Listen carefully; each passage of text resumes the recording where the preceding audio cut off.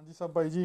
Hope सब लोग कैसे होंगे। देख रहे हैं आप सब, थोड़ा भैया जो पूरा रेडी हुआ हुआ है, पूरी शमीज पहन जो ब्लैक वाली पहनी हुई है आपके भाई ने, क्योंकि आज हम करेंगे बहुत सारी बातें। सही है कि नहीं। जो मेन मुद्दा हमारा रहता है फ्रेंच फॉरेन लीजन का जो प्रोसेस है, जो मेन सबको सिस्टम के समझ नहीं आ रहा। मैंने बहुत सारी वीडियोस डाली बट बहुत भाई लोग अभी भी डाउट है भाई क्या सिस्टम है प्रोसेस का, और कौन सी मेन मेन चीज़ें हैं जो इम्पोर्टेंट है, और प्रोसेस में एक्चुअली होता क्या है। आज मैं यूट्यूब देख रहा था, मैंने देख रहा था कौन से मतलब चल रहे हैं टॉपिक ट्रेंडिंग में, तो वही टॉपिक मैं देख रहा था।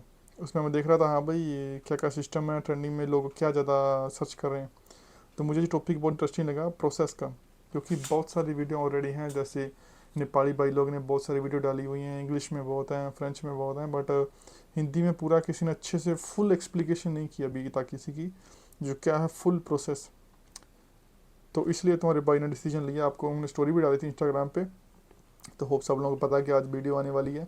तो जिनको नहीं पता था, इंस्टाग्राम पे फॉलो किया रखो, वहाँ पे मैं डालता रहता हूँ अपडेट, कौन कौन सा सिस्टम है, क्या वीडियो आएगी और कौन से टॉपिक पे वीडियो चाहिए। तो आज हमारी वीडियो बनी है फ्रेंच फॉरेन लीजन प्रोसेस पे। फुल प्रोसेस बताया जाएगा आज। जो मेन 14-15 जो सिस्टम होते हैं ना, पूरा उनका प्रोसेस का सिस्टम होता है। जब तक कि आप पास नहीं होते, आपका रिजल्ट नहीं आता, उस चीज़ तक हमने पूरा प्रोसेस अभी लिख के रखा हुआ है। तो उस चीज़ का हम आपको बताएंगे सारी वीडियो का क्या सिस्टम है क्या नहीं। तो वीडियो को अच्छे से देखो और फुल देखना, शुरू से देखें अंत तक, नहीं तो आपको समझ नहीं आएगा। आप स्किप मत करोगे तो फिर आपको सिस्टम समझ नहीं आएगा। तो कोशिश करो वीडियो फुल देखने की, ठीक है ना। और चैनल को सब्सक्राइब कर लिया करो, घंटी का बटन आ रहा है बेल आइकन का, वो भी दबा दिया करो। तो वीडियो अभी शुरू करते हैं लीजन के प्रोसेस के बारे में, फ्रेंच फॉरेन लीजन के प्रोसेस के बारे में। ठीक है भाई। French foreign legion process, first system होता है एंट्री। जब आप एंटर करते हो ना फ्रेंच फॉरेन लीजन में, तो उसका क्या सिस्टम है, एंट्री के बारे में शूट कराएंगे वीडियो अभी। ठीक है जी भाई जी। देखो, तो अभी हम शुरू करते हैं फ्रेंच फॉरेन लीजन का प्रोसेस। फर्स्ट होता है सिस्टम एंट्री। जो जो मेन एंट्री का सिस्टम है वो हम सब जाएंगे। पहले हमको आपको ये बताएंगे क्या चाहिए आपको एंट्री के लिए। फ्रेंच फॉरेन रीजन में एंटर होने के लिए आपको एक ही चीज़ चाहिए, आपका वैलिड डॉक्यूमेंट। आपका वैलिड या ट्रैवल डॉक्यूमेंट, आप कुछ भी बोल लो, वो होता है पासपोर्ट। पासपोर्ट होना चाहिए आपके पास, और उसकी वैलिडिटी जो है वो 6 मंथ से ऊपर होनी चाहिए, 6 मंथ तक होनी चाहिए। अगर आपके पासपोर्ट की वैलिडिटी जो है 2 या 3 मंथ रह चुकी है, फिर फ़ायदा नहीं, क्योंकि वो बोलेंगे इसको रिन्यू करके लेके आओ। तो मिनिमम 6 मंथ की आपकी होनी चाहिए वैलिडिटी है जो पासपोर्ट की। उसके बाद आपका सिस्टम सही है। मेन आपको वही चाहिए, पासपोर्ट, ट्रैवल डॉक्यूमेंट होता है पासपोर्ट। बाकी मैं अभी बताता हूँ कहाँ कहाँ पे आप एंट्री ले सकते हो। वैसे तो फ्रांस के हर बड़े शहर में इनका सेंटर है, बट जो सेंटर है ना वो जो जैसे लियोन हो गया, जैसे वो लियोन और लील हो गया, जो बड़े बड़े इनके शहर हैं, उनमें इनका सेंटर है। जैसे हर बड़े आर्मी बेस में होता है इनका सेंटर, बट वो ऑलरेडी इन्फॉर्मेशन के लिए है कि आप कैसे कैसे हो सकते हो और क्या प्रोसेस है, उसके लिए आपको इन्फॉर्मेशन मिलती है। बट वहाँ पे आप रिक्रूट नहीं करते, आपको आपको जैसे आपके टेस्ट वगैरह लेके आपको भर्ती नहीं करते। तो बहुत लोग सिस्टम बोल रहे थे भाई जी लियोन वगैरह में भी है, लील वगैरह में भी इनका सेंटर है, तो कहाँ जाना चाहिए। तो अभी मैं सबका डाउट क्लियर कर देता हूँ, वो इन्फॉर्मेशन सेंटर है, रिक्रूटमेंट सेंटर नहीं है वो, ठीक है ना। वो सबका सिस्टम क्लियर हो गया होगा। तो अभी दो मेन सेंटर हैं इनके, दो मैं जिनकी बात करूँगा। जो मेन सिलेक्शन सेंटर है, जो सिलेक्शन संतर जिसे बोलते हैं मेन है, जो वो है ओबान। ओबान एक छोटा सा गांव, छोटा नहीं काफ़ी, ठीक है बड़ा गांव है, एक छोटा सा शहर है जो मार्सेई के पास है। मार्सेई बहुत बड़ा शहर है, फ्रांस का दूसरा शायद सबसे बड़ा शहर होगा पेरिस के बाद। और उसके जस्ट 5-10 मिनट की दूरी पे है ओबान, जहाँ पे लीजन की मेन है सेंटर। वहाँ पे एक बड़ी रेजिमेंट भी है फ्रेंच आर्मी की, लीजन की। इसको प्रीमियर एरोई भी बोलते हैं, जैसे फर्स्ट रेजिमो इत्रांजर, जो फ्रांस की फर्स्ट रेजिमेंट है वहाँ पे, जहाँ उसको जब भी बोलते हैं कमांडमो दू ला लीजन इत्रांजर, जो रेजिमो कमांड करती है ना, लीजन इत्रांजर की सब रेजिमेंट को कमांड करती है, उसको बोलते हैं रेजिमो दू कमांडमो। जो रेजिमो दू कमांडमो है वो है फर्स्ट रेजिमो इत्रांजर। और उसमें इनका सेंटर भी है, जैसे उनका एक बहुत बड़ा पार्ट है कंपनी का, वहाँ पे रिक्रूटमेंट होती है। जो सेंटर दो रिक्रूटमेंट है ना, जो मेन सेंटर है वहाँ का, वो उबान में है। और दूसरा सेंटर है, बड़ा सेंटर, वो है पेरिस में, फोर दो नूजों। इनके ऊपर मैंने अलग वीडियो भी बनाई हुई है, एड्रेस के ऊपर सारी आपको, अगर इस वीडियो में देखोगे तो आपको मिल जाएगी दूसरी वीडियो में। तो वहाँ पे भी आप हो सकते हो, और ओमान में भी सीधे आप हो सकते हो। बट दो चीज़ों का डिफरेंस है इधर। अगर आप पेरिस में होते हो फोर्दनुजो में, वहाँ पे 5 या 6 तरीके के टेस्ट आपके होते हैं, और अगर आप उस सब में पास हो जाते हो तो फिर आपको वो लेके जो ओबान सेंटर मेन है वहाँ पे लेके जाएंगे, क्योंकि आपका सिस्टम प्रोसेस तो शुरू हो जाता है, एक पार्ट हो जाता है पेरिस में, बट वो लेके आपको फिर ओबान में ही आएंगे, मार्सेई में। बट उसका ये फ़ायदा है, अगर आप पेरिस में रह रहे हो तो वहाँ पे टेस्ट देने जाओगे अगर, तो आपको मार्सेई जो जाना है, उनका उनका जो खर्चा आपका आएगा, वो अगर खुद जाओगे आप तो आपका खुद का खर्चा आपको खुद से देना पड़ेगा। जैसे टिकट वगैरह आती है ट्रेन की, वो काफ़ी महंगी आती है, 110 यूरो लगते हैं एक बंदे के, एक साइड के। आपका इंडिया का लगा लो 10-11 हज़ार रुपया एक बंदे का। अगर आप इतने बजट आप नहीं कर सकते तो फिर आप पेरिस के सेंटर में जा सकते हो।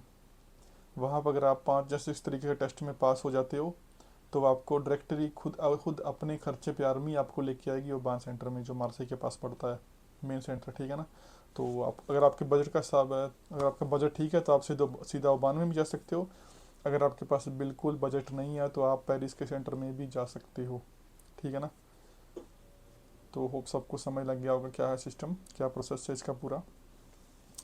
तो ये है एंट्री प्रोसेस की, दो बड़ी एंट्री का सिस्टम है यहाँ पे।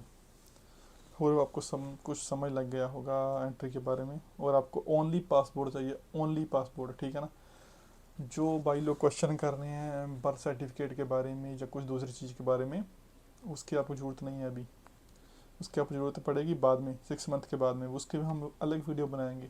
तो उसका आप अभी माइंड में मत लो टेंशन, अभी आप टेंशन लो बस एंटर होने की, रिक्रूट होने की, ठीक है ना। आपको जस्ट वैलिड पासपोर्ट चाहिए, और किसी चीज़ की टेंशन मत लो। हाँ, तो पासपोर्ट के बारे में भी क्लियर कर दूँ। जिन अगर आपके पास यूरोप का वीज़ा है या नहीं भी है, अगर आप डंकी लगा के आए हो, जहाँ आप वर्क परमिट पे आए हो, अगर आपके पास यूरोप की किसी कंट्री का वर्क परमिट है या उसकी वीज़ा है या नहीं, अगर आपके पास कुछ भी नहीं, अगर आपका जो पासपोर्ट है वो क्लीन है ना, एकदम नया बना हुआ है, कुछ भी नहीं है, एक ठप्पा भी नहीं है, तो फिर भी आपको लीजन में ले लेंगे, तो कोई इशू नहीं है उसका। तो जो भाई लोग टेंशन लेते हैं ना, भाई मैं टूरिस्ट वीज़ा पे आया हूँ, मैं वर्क वीज़ा पे आया हूँ, मेरे पास फ्रांस के पेपर हैं, या मेरे पास यूरोप की किसी कंट्री के पेपर हैं, पुर्तगाल, स्पेन, इटाली, किसी कहाँ कहाँ के भी, अगर आपके पास वहाँ का वर्क परमिट है या नहीं भी है तो कोई इशू नहीं है, आपको कुछ नहीं चाहिए। है तो अच्छी बात है, नहीं है तो फिर भी अच्छी बात है, कोई इशू नहीं है उसका। आपको जस्ट आपका वैलिड पासपोर्ट चाहिए, और किसी चीज़ की देने देने की जरूरत नहीं है। अगर आपके पास पेपर है, आपको शो करने हैं तो कर सकते हैं, नहीं करने तो नहीं करिए, कोई इशू नहीं है उनका। बट जब वो आपको पूछें, आपको उनको बताना है कि हाँ भाई ये मेरे पास यहाँ के पेपर हैं, ठीक है। उनको कोई मतलब नहीं आपके पास है या नहीं है, इनको इस चीज़ के बारे में कोई इशू नहीं है। तो भाई लोगों को डरने की जरूरत नहीं है इसके बारे में। तो आपको जस्ट ओनली पासपोर्ट चाहिए, कोई वीज़ा नहीं, कोई कुछ नहीं लगा हो तो फिर भी कोई इशू नहीं है। आपका वीज़ा एक्सपायर हो चुका है तो फिर भी कोई प्रॉब्लम नहीं। अगर आप इलीगल तरीके से रह रहे हो फ्रांस में, जब आपके पास कोई डॉक्यूमेंट नहीं है, तो फिर भी आपको वो ले लेंगे, ठीक है ना। जस्ट वैलिड पासपोर्ट होना चाहिए, हाँ हाँ, वो मत बोलना। वीज़ा ख़त्म हो गया तो कोई इशू नहीं है उसके बारे में भी, आप फिर भी हो सकते हो। तो एंट्री आप पेरिस में ले सकते हो, फोर्दोनोजो में, जहाँ ले सकते हो ओबान, दो सेंटर मेन, इसको याद रखना, ठीक है ना। तो अभी हम आएंगे अपने सेकंड पॉइंट पे, थिंग्स टू कैरी। मतलब कौन सी थिंग्स हमको कैरी करनी है जब हम रिक्रूटमेंट के लिए जाते हैं। साला रिक्रूटमेंट तो मुंह के निकल जाता है यार चलो छोड़ो। तो कौन सी चीज़ें आपको कैरी करनी है, इस पे हमने अलग से वीडियो डाली हुई है ऑलरेडी, ठीक है ना। आप मेरे पेज पे जाओगे तो आपको वहाँ पे सर्च करना कौन कौन सी चीज़ आपको लेके जानी है आपके साथ में जब आप एंटर होने के लिए जाते हो। जैसे 2 शॉर्ट्स हो गई, और ये जो चीज़ें हैं मैंने खुद कैरी की हैं जब मैं होने गया था। और अगर आप आर्मी के किसी भी पेज पे जाओगे तो वो आपको यही सेम इन्फॉर्मेशन देगी कि आपको कौन कौन सी चीज़ें लेके जानी है। ये चीज़ें बहुत कंपलसरी है होने के लिए। अगर आपके पास ये चीज़ें नहीं है तो आपको नहीं लेके जाने देंगे, माना आपको एंटर नहीं करेंगे, ठीक है ना। तो मेन सिस्टम है, आपको ये चीज़ें किसी भी चीज़ है ना, मतलब किसी भी तरीके से आपको लेके जानी है साथ में। आप एक छोटा सा बैग लेके जा सकते हो, उसमें जो कपड़े वगैरह बताए हुए हैं, थिंग्स बताई हुई है, मैंने वीडियो में डाली हुई है, वो सब लेके जानी है आपको। उस लिए वीडियो का डिस्क्रिप्शन में डाल दूंगा लिंक में, आप डिस्क्रिप्शन पे चेक कर देना उसका लिंक, ठीक है ना। तो आपको पता चल जाएगा क्या चाहिए क्या नहीं चाहिए। जी आपको क्लियर हो गया होगा, आई थिंक सो। हाँ, वो जो चीज़ें बताई हैं वही लेके जानी है और कुछ नहीं लेके जाना।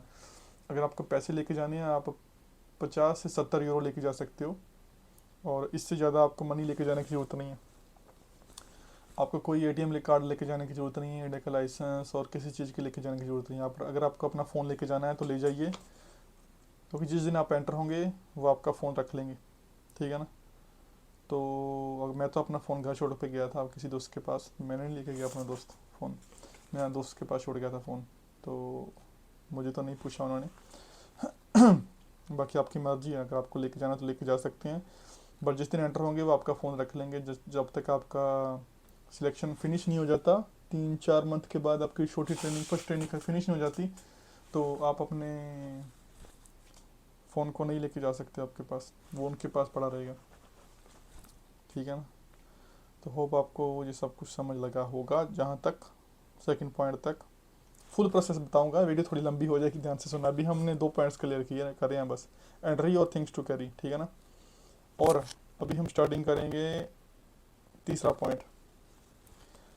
तीसरा पॉइंट है पुलअप्स एंड जो आईक्यू का छोटा मॉडल होता है उसका टेस्ट। आपने बहुत सारी वीडियो देखी होंगी डिवीजन में, जिसके बीच में आप बताते हैं कि आप एंटर होते हो तो आपको जो काला सा बंदा है, जो और बंदे हैं वो पुलअप्स लगाते हैं। तो जब आप एंटर होते हो, उसी टाइम एंटर होने के टाइम आपके अंदर लेके जाएंगे बिल्डिंग में। जब आप गेट पे पहुंचते हो तो जो गेट में खड़ा होता है फौजी वर्दी वाला, उसको आप, वो अगर आपको गेट बंद होगा तो आप गेट खड़काना, तो लेके जाएगा आपको, एक साइड में बिठा देगा, वहाँ आपको वेट करनी है। और फिर अंदर से बंदा आएगा, फौजी बंदा, जाके अप्रोशिप वो होते हैं ज़्यादातर, तो वो होते हैं क्यों, यहाँ पे 3 बने होंगे, ऐसे त्रय बने होंगे 3, तो वो आपको लेके जाएगा और आपका पासपोर्ट ले लेगा। लेके आपको अंदर जाके आपके पहले रनिंग का क्या बोलते हैं, आप पहले पुलअप्स का टेस्ट करेगा। पुलअप्स ऐसे करने हैं, सीधे बाम ऐसे करने हैं। पुलअप्स मिनिमम 10 चाहिए, मिनिमम 10 पुलअप्स आप लगाने चाहिए अच्छे से, फुल पुलअप्स, ठीक है ना। वो साथ में खड़ा रहेगा, वो बोलेगा हाँ एक, ऊपर जाके 1-2 सेकंड आपको रोकेगा, फिर बोलेगा हाँ दूसरा करो, ठीक है ना। वो अच्छे से आपको मिनिमम 10 या 12 करने चाहिए, ठीक है ना। वैसे उनकी वेबसाइट पे लिखा है 4 या 5, बट आपको वो मिनिमम 10 कराएंगे। तो इतनी अपनी कैपेसिटी रखना, 15 की कैपेसिटी रखना मिनिमम, ठीक है ना, 15 या 12 अच्छे से आने चाहिए, ये मेन चीज़ है। पुलअप्स कराने के बाद वो आपको एक छोटे से रूम में लेके जाएंगे, वहाँ सब बंदे बैठे होंगे कंप्यूटर पे, जहाँ कभी कभी बुक पे होता है, आपको राइट करना पड़ता है कि जो लिस्ट 2-3 पेज की होती है, वहाँ पे आपका आईक्यू टेस्ट होगा छोटा सा। उसमें कुछ मैथमेटिक्स के क्वेश्चन होते हैं, कुछ जो होते हैं ना कौन वगैरह के, ऐसे सिस्टम होता है उनका, इतना मुश्किल नहीं है। वो होता है सबसे इजी मोड, आईक्यू टेस्ट का सबसे इजी मोड, वो जस्ट आपको स्टार्टअप में देंगे वो। तो कई बार लेते हैं और कई बार नहीं भी लेते, इनका मूड है, ठीक है। आईक्यू टेस्ट वो हो जाएगा कंप्लीट आपका, लिटिल आईक्यू, ठीक है ना, वो बड़ा मीन आईक्यू वाला टेस्ट नहीं हुआ अभी। और ये सब जहाँ तक आप, जिसने आपने अच्छा किया हुआ है, आपने पुलअप्स भी अच्छे से लेके आए हैं, और जो छोटा सा आईक्यू टेस्ट है, आपने जो फर्स्ट पॉइंट था आईक्यू टेस्ट का, वो भी आपने कंप्लीट कर दिया अच्छे से, तो आपको आगे लेके जाएंगे फोर्थ पॉइंट तक। हमारा फोर्थ पॉइंट है रनिंग टेस्ट या बीप रनिंग टेस्ट। हमने कुछ टाइम पहले यहाँ पे एक वीडियो भी बनाई हुई है रनिंग टेस्ट पे, ठीक है ना, और बीप साउंड टेस्ट पे हमने वीडियो बनाई हुई है ऑलरेडी, तो सब लोग वो वीडियो चेक करना और अच्छे से ध्यान से देखना कैसे कैसे वो कंप्लीट करते हैं बंदे। उसकी रनिंग टेस्ट की 4 नंबर पॉइंट की रनिंग टेस्ट की वीडियो आपको डिस्क्रिप्शन में मिल जाएगी, ठीक है ना। मैं वीडियो डाल दूंगा लिंक उसका, उसको खोलो, चेक करो, फुल देखो वीडियो, क्या सिस्टम है बीप टेस्ट रनिंग का। क्योंकि यहाँ पे सीधी रनिंग होती है, बट वो बाद में होती है, स्टार्टिंग में आपको बीप टेस्ट कंप्लीट करना पड़ता है। फॉरेन की बहुत सारी जो रेजिमेंट है वो बीप टेस्ट का लेती हैं टेस्ट, ठीक है ना, तो आपको वो करना पड़ेगा। तो वीडियो डिस्क्रिप्शन में मिल जाएगी रनिंग टेस्ट की, अच्छे से देखना उसको, और आपको समझ लग जाएगा सिस्टम उसका, समझ लग जाएगा सिस्टम पूरा क्या होता है अभी टेस्ट। ठीक है, 4 नंबर हो चुका कंप्लीट हमारा, अभी 5वां नंबर है मेडिकल टेस्ट। अभी मैं बहुत अच्छे से बताऊंगा मेडिकल टेस्ट के बारे में, और ध्यान से सुनना भाई लोग, ठीक है, क्या मेडिकल टेस्ट सिस्टम है और क्या मेडिकल टेस्ट होता है और कौन कौन से टेस्ट होते हैं मेडिकल में। और इस टेस्ट में आपको मैं टेस्ट भी बताऊंगा और उसकी थोड़ी सी एक्सप्लेनेशन भी दूंगा, ठीक है ना। तो पहले हम बात करेंगे पेरिस वाले सेंटर की, जहाँ पे मेडिकल टेस्ट होते हैं। वहाँ पे आपका टेस्ट होगा पहले टीथ्स का, दांतों का, और उसमें आपको मैं अभी इन्फॉर्मेशन देता हूँ क्या क्या सिस्टम होता है टीथ का। टीथ में आपके जो दांत है पूरे अच्छे होने चाहिए। अगर आपके दो दांतों में प्लम भी लगा हुआ है, मतलब उनको आपने ठीक कराया हुआ है, वहाँ पे लगा हुआ सिस्टम अच्छा से, तो वो बहुत अच्छी बात है। अगर आपके दांत सब सभी सही हैं, कोई कीड़ा वगैरह नहीं लगा, तो वो बहुत अच्छी बात है।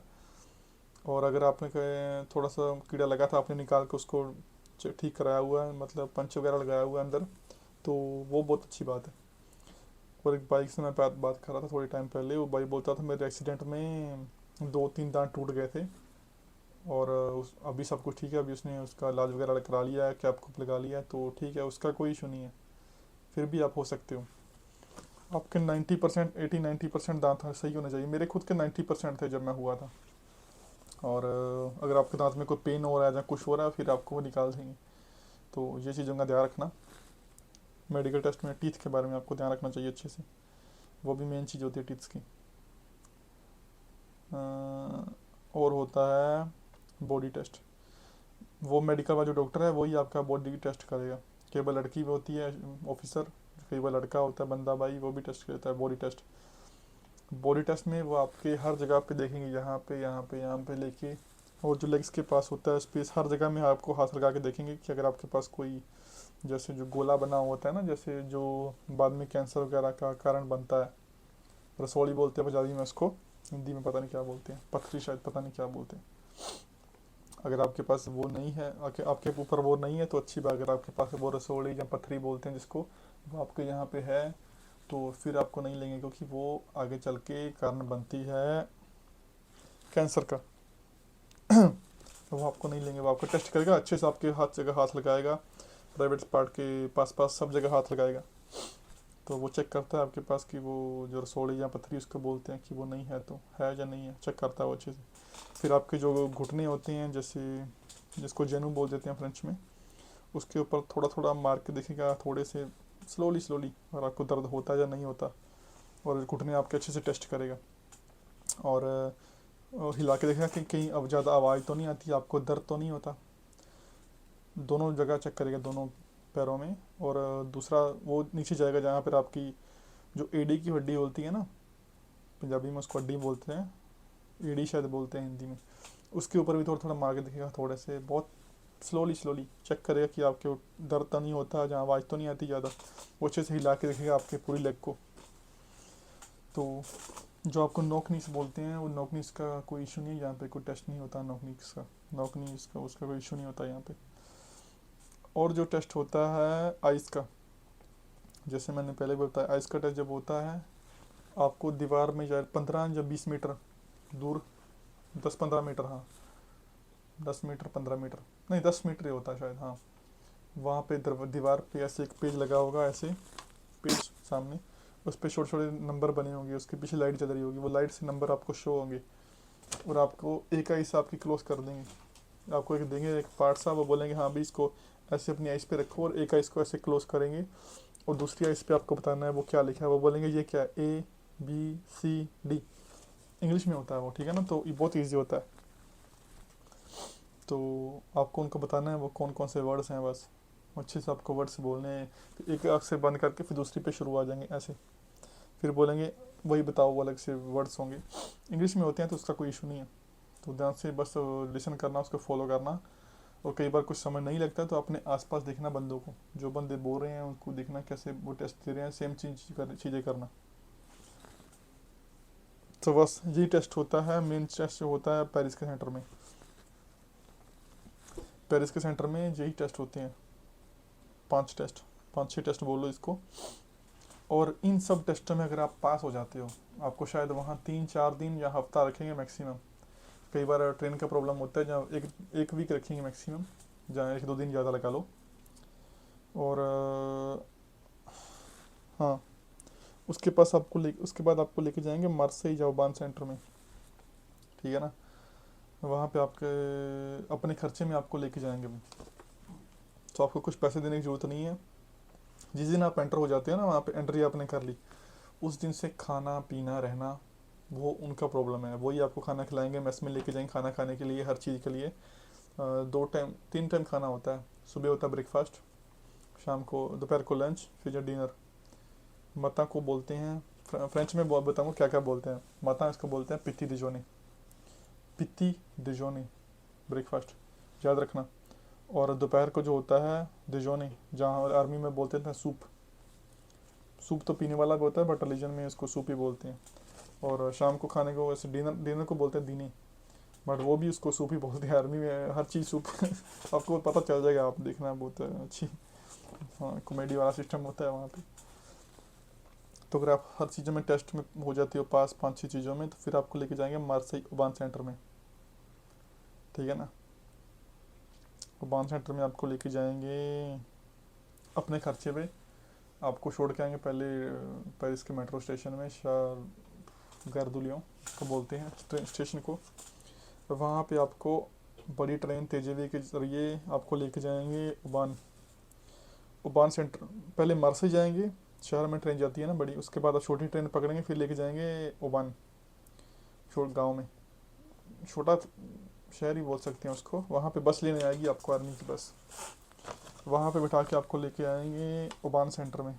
फर्स्ट रेजिमेंट ट्रांजर, जहाँ गेट पे लिखा हुआ commandment de la Légion étrangère, इसे कमांडिंग रेजिमेंट बोलते हैं ना, फर्स्ट रेजिमेंट। वहाँ पे आपको लेके आएंगे, और जब आके अंदर आओगे आपको एक छोटा सा रूम होगा, वहाँ पे आपको जैसे वीडियो आपने देखी होगी बंद होगी, वहाँ पे आपके सब क्लोथ जो है ना, जो आप लेके गए थे, वो सब निकाल लेंगे।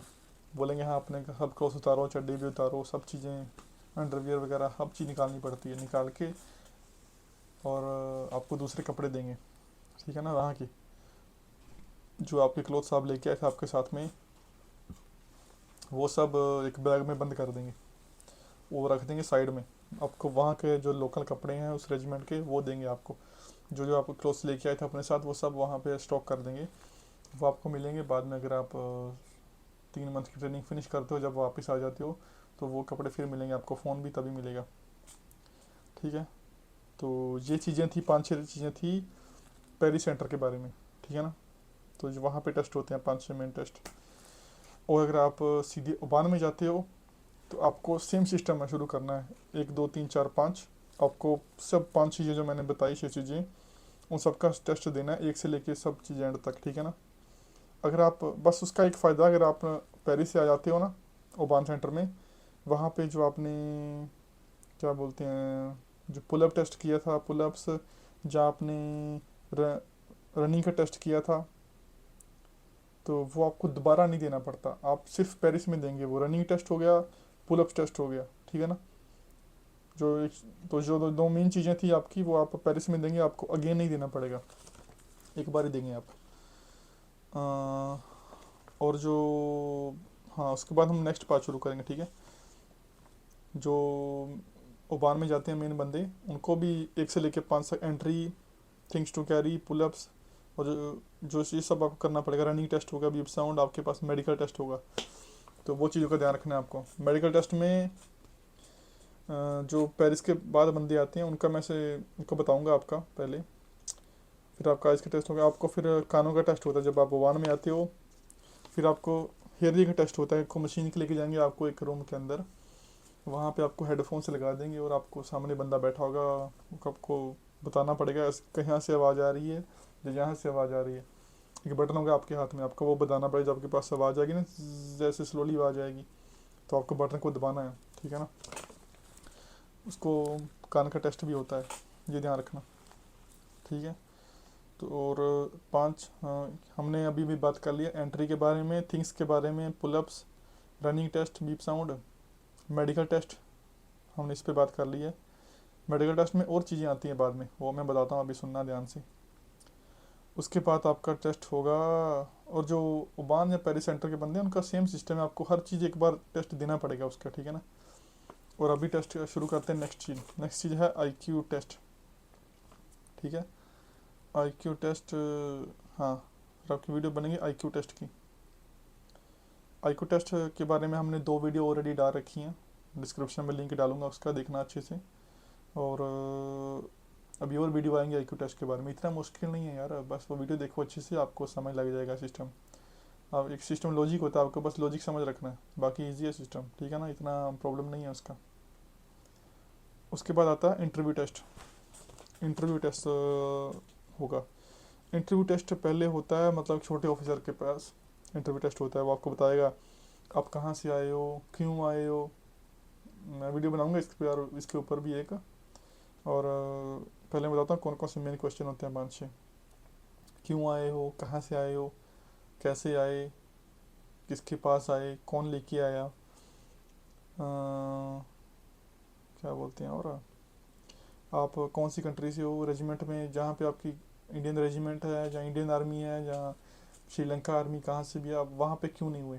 अगर क्यों नहीं हुए, ठीक है, शायद आपका कोई फैमिली मेम्बर है या रीजन में, आपका कोई फैमिली मेम्बर वहाँ की आर्मी में था, अगर आपने क्राइम किया है या कुछ किया, ये सब चीज़ें आपको पूछेंगे क्वेश्चन में। हम जो इसके ऊपर एक बड़ी वीडियो बनाएंगे तो आपको समझ लग जाएगा। उसके बाद आपका टेस्ट होता है स्टेटस टेस्ट, जहाँ होता है आर्मी के पास। आर्मी का जो बड़ा जो मेन सिस्टम है ना, जो आर्मी की पुलिस है, उनका एक बड़ा सेंटर है वहाँ पे अंदर, आर्मी पुलिस का। उसका नाम है DSPLO, ठीक है ना, DSPLO। वो बड़े बड़े शेफ हैं पुलिस वाले हैं, वो आर्मी की पुलिस है। वो बहुत टफली क्वेश्चन करते हैं बंदे लोग, उनके पास भी आपका इंटरव्यू होगा एक बार। और सब लोगों का, अगर आप पेरिस से आए हो या ओमान में हो डायरेक्टली, वहाँ पे आपको एक बार टेस्ट देना पड़ेगा, कई बार 2 बार भी देना पड़ता है, ठीक है। वो आपके पूरे क्वेश्चन पूछेगा फिर से दोबारा, क्यों आए, कैसे आए, कहाँ से आए, वहाँ पे क्यों नहीं हुए, पूरे क्वेश्चन पूछेगा, आपको डराने की कोशिश करेगा, बहुत प्रेशर डालेगा आपके पूछ बात करने के कुछ ना। कुछ अच्छे भी होते हैं, कुछ बहुत प्रेशर डालते हैं, बहुत ऊंची आवाज़ में बात करेगा, आपको डराने की कोशिश करेगा। बट डरना नहीं है आपको, अपना जो राइट क्वेश्चन, आपका जो सेम क्वेश्चन आपने आंसर दिया, आपको सेम क्वेश्चन ही रखना है, जो आपने शुरू से बात किया था ना, आपको ये बात बोलनी है, वो बात नहीं बोलनी, आपको सेम बात ही करनी है। और पूरा आपको बोले अगर आपने इंडिया में कोई क्राइम किया या नहीं किया, किसी को मारा तो नहीं, आपका स्टेटस क्या है, सब चीज़ें आपको पूछेगा। आपकी फेसबुक आईडी भी पूछेगा, इंस्टाग्राम आईडी भी पूछेगा, सब कुछ पूछेगा। अगर आपके पास जो जो चीज़ें हैं आपको उनको देना पड़ेगा, उसका पासवर्ड, उसका जो आईडी है देना पड़ेगा। बट इन चीज़ों का ध्यान रखना, अगर आप इन चीज़ों का ध्यान नहीं रखोगे तो आपको वहीं से निकाल देगा। अगर आपकी फेसबुक या इंस्टा पे किसी भी तरह के आपने भड़काऊ भाषण दिए हुए हैं, जैसे रिलीजन के बारे में, किसी भी रिलीजन के बारे में आपने बोला हुआ है, हाँ भाई ये रिलीजन वैसा है, ये रिलीजन वैसा, आपने कमेंट भी किया है ना कहीं पे, वो निकाल लेंगे। वो देखेंगे आपकी मेंटालिटी कैसी है, आपके धर्म के बारे में, दूसरे धर्म को कितनी नफरत करते हो, आप अपने धर्म का कितना करते हो, ठीक है ना। तो वो सब कुछ चेक करते हैं। तो जो कुछ लोग अफ्रीका से, मेरा दोस्त आया था के बाद हमारे पास, उसका एक सिस्टम पड़ गया था, उसको निकाल दिया था उन्होंने। वो अफ्रीका में गाना में रहता था शायद, पता नहीं कहाँ पे रहता था, वहाँ पे बहुत सिस्टम था बोको हराम का। जो बोको हराम है वो एक वो टेररिस्ट बोलते हैं जिसको यार, वही है सिस्टम उनका, जो ग्रुप है उनका एक बहुत बढ़िया, बहुत गंदा है। बढ़िया क्यों यार, लोगों को मारते हैं ऐसे वैसे, वो बहुत गलत काम करते हैं। और उसकी प्रोफाइल में उसकी एक पोस्ट शेयर की हुई थी, जहाँ उसने कहीं पे कमेंट किया था, या शायद लाइक किया था, कुछ किया था उसने। उन्होंने देखा कि ये बंदा उनको सपोर्ट करता है, इस टेररिस्ट ग्रुप को सपोर्ट करता है, तो उन्होंने उसको देखा और उसके बाद उसका कोई टेस्ट नहीं लिया, उसको डायरेक्ट बाहर निकाल दिया, अभी चलो अपना ये तुम्हारा बैग है, आप निकलो यहाँ से, ठीक है ना। जैसे इंडियन बंदे की बात करेंगे हम, जब बाकी बंदे किसी भी ग्रुप में आपने शेयर किया हुआ है, कोई कमेंट किया हुआ है जहाँ आपके कुछ शेयर किया हुआ है, हाँ रिलीजन के बारे में भी, और वो उसके धर्म के बारे में आपने कुछ गलत बोला हुआ है, तो वो भी आपको तभी आप सब देख के सब कुछ वो निकाल देंगे आपको। अगर आपने कहीं कुछ किया भी है तो अपनी प्रोफाइल जाने से पहले पूरी क्लियर करो, कोई कमेंट मत छोड़ो, कोई किसी पोस्ट को भड़काऊ को शेयर मत करो, किसी के बारे में गलत मत बोलो, ठीक है ना। फिर आपकी वो पूरा सिस्टम चेक करेगा कि आपने इंडिया में कोई क्राइम तो नहीं किया हुआ। अगर आपने कोई क्राइम किया हुआ है तो उसको हटाने की कोशिश करना है कि वो निकाल लेंगे सब कुछ। अगर आपके ऊपर कोई क्राइम चल रहा है तो फिर आपको नहीं लेंगे, वो निकाल देंगे। हाँ बट आपको वो पुलिस के बाद नहीं भेजेंगे, आपको वहाँ से बाहर निकाल देंगे बस, आपके डॉक्यूमेंट देख के। हाँ, और ये थी मेन मेन चीज़ें, ठीक है ना। उसके बाद जो इन सब टेस्टों के बीच में आपको जब फ्री होते हो ना, टेस्टों के बाद फ्री होते हो, आपको वहाँ पे काम भी करना पड़ेगा। आपको ऐसा नहीं है बैठना बेड के ऊपर बस ख़त्म है काम, नहीं। आपको कोरवे भी करना पड़ता है। कोरवे इसको बोलते हैं साफ़ सफाई। आपकी ड्यूटीज लगेंगी। हाँ भाई तुझे पहले 1-2 साल तो करनी पड़ती है, 3-4 साल भी करनी पड़ती है कोरवे। तो इसके डरना नहीं, आपको साफ़ सफाई का पूरा ध्यान रखना है। आपको बोलेंगे तुम्हारी ड्यूटी यहाँ पे है, तुमको यहाँ साफ़ करना है, ये रूम साफ़ करना है, जो आपको जिस यहाँ पे जो स्कैलियर बोलते हैं उसको, पौड़ी को, वो साफ़ करनी है आपको। वो साफ़ जहाँ भी आपको भेजेंगे, कोई भी काम देंगे आपको, पूरा काम करना अच्छे से, भाग दौड़ के ना पूरा काम करना, भाग भाग के अच्छे से दिखाना अभी हाँ अभी हाँ। मैं मोटिवेशन देखते हैं वो बंदे का कि बंदा कहाँ तक सोचता है, मेंटल में प्रेशर कितना सह सकता है, आपको सब चेक करेंगे। तो आपको अपना मैक्सिमम देना है। जब भी आपको आवाज़ लगे किसी भी मिशन के लिए आपको भेजें, हर छोटा चीज़ भी मिशन होती है, सफाई करनी है, कुछ भी करना है, तो आपको पूरा जोर लगाना है दम उसमें, ठीक है ना। फिर आपको कई बार कुजीने भी बेचते हैं जहाँ पे खाना बनाना पड़ता है, बंदे बनाते हैं, आपको उनका साथ देना है। वो बोलेंगे ये करो वो करो, सफाई करो, वहाँ पे बर्तन को धोना पड़ता है, जो कुछ भी बोलेंगे आपको, हर छोटी छोटी चीज़ मायने रखती है, ठीक है ना। सब कुछ करना पूरा दबा के। फिर जो आपकी यूनिफॉर्म आपको कपड़े दिए होते हैं उसको क्लीन रखना पड़ता है, पूरा पूरा क्लीन रखना पड़ता है। वो देखेंगे कि आप अपनी सफाई कितनी रहती हो, और आप वेल ड्रेस्ड हो या नहीं, आप जो उन्होंने आपको कपड़े दिए हुए हैं आप अच्छे से पहनते हो कि नहीं, पूरी यूनिफॉर्म अपनी अच्छे से साफ रखते हो कि नहीं, पूरे जो जो लेसिस अपने बांध के रखो, पूरे अपना यूनिफॉर्म को करेक्ट रखो, अपना यूनिफॉर्म को पूरा अच्छे से करेक्ट रखो। तो ये सब चीज़ें चेक करते हैं, ये सब चीज़ें चेक करते हैं। यूनिफॉर्म आपकी क्लीन है या नहीं, आप अपनी सफाई रखते हो या नहीं, हर चीज़ अपनी क्लीन होनी चाहिए, परफेक्ट जैसे कारें होते हैं ना। आपको सुबह उठ के अपना बेड भी पूरा लीक कारें बनानी पड़ती है, ठीक है ना।